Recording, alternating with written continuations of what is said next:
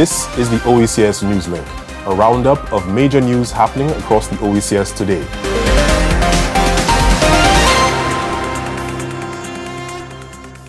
In the headlines, a regional geothermal rig could soon power the Eastern Caribbean's energy future.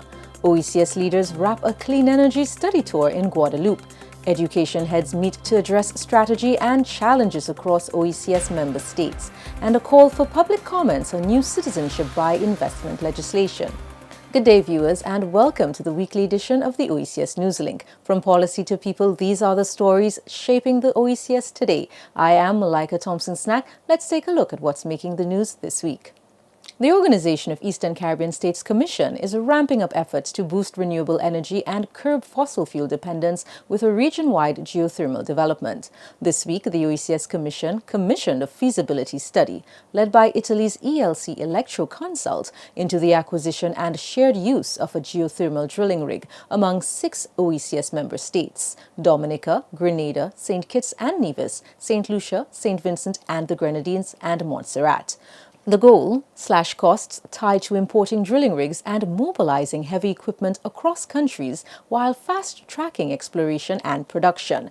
With Dominica's own 10-megawatt geothermal plant expected to be up and running by January 2026, and St. Kitts and Nevis, Grenada and St. Lucia lining up exploration projects, a shared rig could be transformational.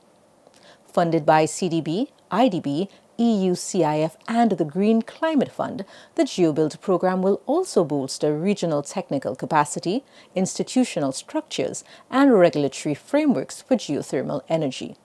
Critically, this initiative promises strategic gains, more stable electricity prices, reduced fuel imports, lower emissions, fresh green job opportunities, and potential new industries like thermal tourism and agriculture. Dr. Ernie Stapleton, OECS's GeoBuild manager, says the study will present cost-benefit analysis, ownership models, and operational plans to the Council of Energy Ministers. The ultimate aim? Empower OECS member states with a sustainable drill rig solution to harness clean baseload energy. In our next story, clean energy momentum continues, with an OECS delegation returning from a technical study tour in Guadeloupe. The OECS GeoBuild team completed a 2-day tour and workshop in Guadeloupe on June 23rd to the 24th, visiting the Bouillante geothermal plant and engaging with operators, regulators, and community leaders.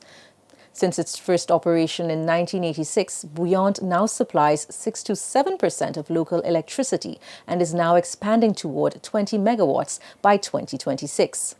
Workshop sessions focused on regulatory frameworks, environmental safeguards, and community engagement aimed at accelerating geothermal projects in Grenada, St. Kitts and Nevis, St. Lucia, St. Vincent and the Grenadines, and Dominica. The study tour showcased how Guadeloupe's success can inspire regional initiatives like Dominica's 10-megawatt plant and Grenada's upcoming exploration in 2026. Now, turning to education in our third story, regional leaders met in May to chart progress and solutions for OECS learning goals. Permanent secretaries, education planners, and development partners, including UNICEF and the World Bank, joined in a high-level meeting focused on implementing the OECS education sector strategy. Key areas addressed included equitable access to learning, digital curriculum rollout, teacher development via the OECS MyPD platform, and tackling school violence and learner well-being. The meeting concluded with renewed commitments to strengthen institutional support and better align education systems with the region's development needs. And finally, the public is being called on to weigh in on proposed legislation to strengthen governance of citizenship by investment programs in the Eastern Caribbean. A draft law to establish the Eastern Caribbean Citizenship by Investment Regulatory Authority was made available for public comment until July 16th.